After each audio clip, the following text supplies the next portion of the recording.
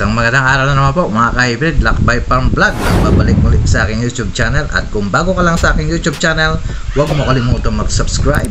I-hit mo na rin ang notification bell para lagi po kayong updated sa mga bagong uploads at mga videos natin. So for today's video mga ka-hybrid, at magiging topic natin ngayon ay is about ilang kilo nga po ba na pwede nyo ilagay o ipupunla sa isang hektarya na hybrid seeds mga ka-hybrid. Yan po yung topic natin ngayon, na papakita ko po sa inyo yung computation na kung ilan nga po ba yung kilos na inyong bibilhin o ilalagay po ninyo sa inyong area na pag kayo po ay magpupunla ng mga ka-hybrid.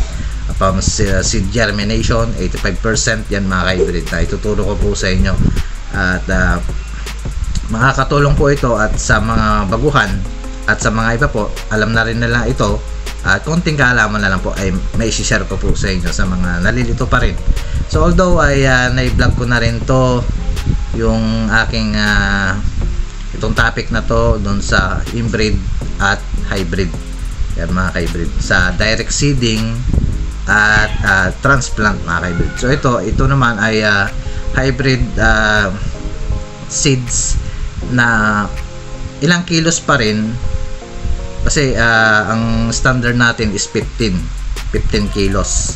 So papakita ko po sa inyo yung computation sa mga hindi pa rin nakakaalam po kung ilan nga po ba seeds sa loob ng sa isang hektarya mga ka-hybrid. So papakita ko po sa inyo dyan yung computation para po konting kaalaman na rin po sa inyo mga ka-hybrid. So ano pang hinihintay yung mga ka-hybrid? Tara, kumputin natin yung gaano ba kadami na ilalagay ninyo at kung sobra ba o kukulangin ba. So yan mga ka-hybrid na pag-aaralan natin ngayon, pag-uusapan natin ngayon. So tara, let's go. So yan mga ka-hybrid, discuss po natin yung gaano nga po ba kadami yung makukonsume natin sa isang hektarya na hybrid seed mga ka-hybrid. So explain po natin, no? Marami pa rin na discussion pa rin sa kung ilang kilo nga po ba yung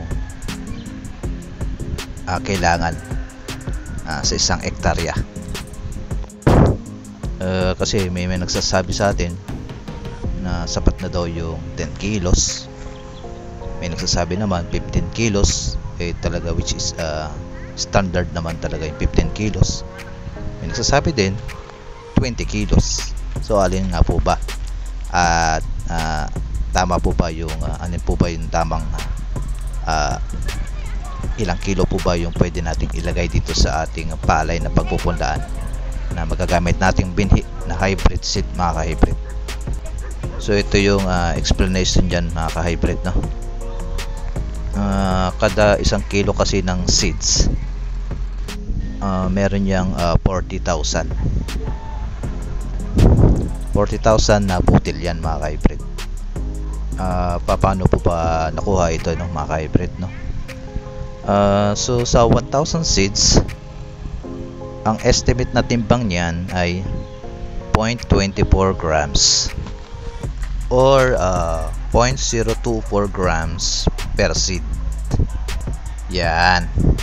So 1,000 divided by 24 grams ay lalabas dyan ay 41.6 something. Okay? So i-round off na lang natin para makuha natin 40,000 kamo na lang. Okay?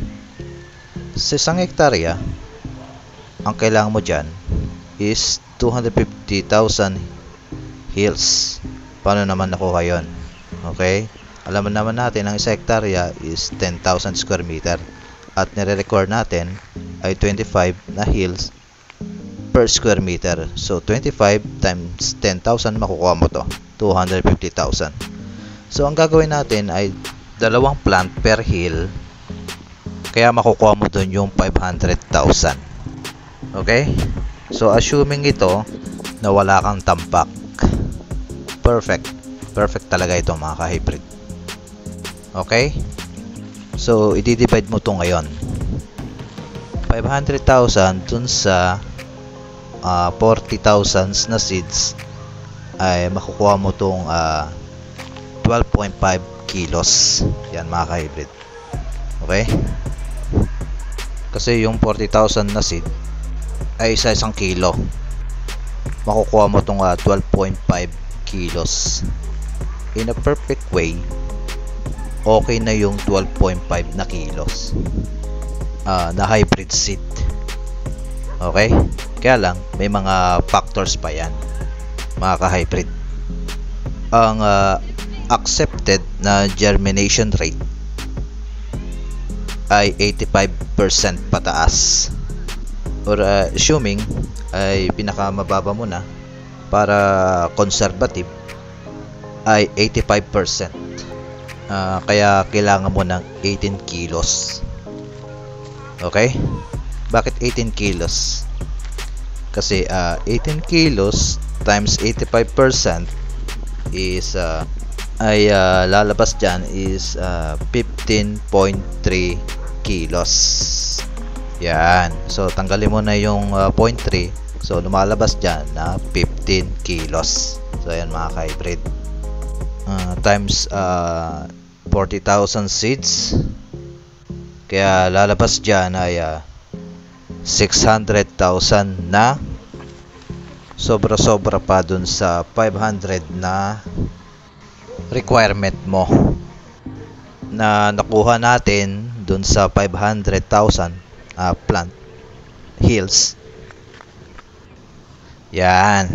Okay, mga ka-hybrid. So, suma total. Kaya, para sa akin, mga ka-hybrid, personally, yan mga ka-hybrid, para may mga sobra ka pa o extra ka pa na itatanim, ay para sa akin ay sapat yun talagang 18 kilos. Katulad yung ginamit namin nun sa NK5017 na 18 kilos sa isang hektarya na may sobra pa talaga doon sa kinuha namin na 18 kilos yan mga ka-hybrid. Yun, nadali mo mga ka-hybrid. At nakagutom tong computation kung ilan nga po ba yung ipupula natin sa isang hektarya yan mga ka-hybrid. Yan mga ka-hybrid ay konting share ko lang na maititip ko sa inyo. Ito po ay mga ka-hybrid 20 by 20 distance na mga ka-hybrid dun sa kanyang sukat na centimeter, no?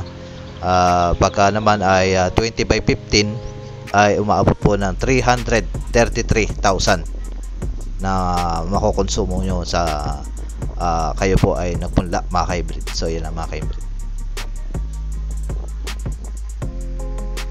So yun lang mga ka-hybrid, konting tip ko lang sa inyo. Sana ay meron po kayong konting napulutan na aral dito sa aking muntikong demo. Pag-compute po ng kung ilan nga po ba kilo na pwede nyo pong makonsume sa isang hektarya na hybrid seed po ito mga ka-hybrid. So next vlog natin ay susubukan natin yung inbreed naman, kukumputate natin yung kung ilan seeds yun na makukuha natin. So yun lang po mga ka-hybrid, at ingat po tayo at God bless.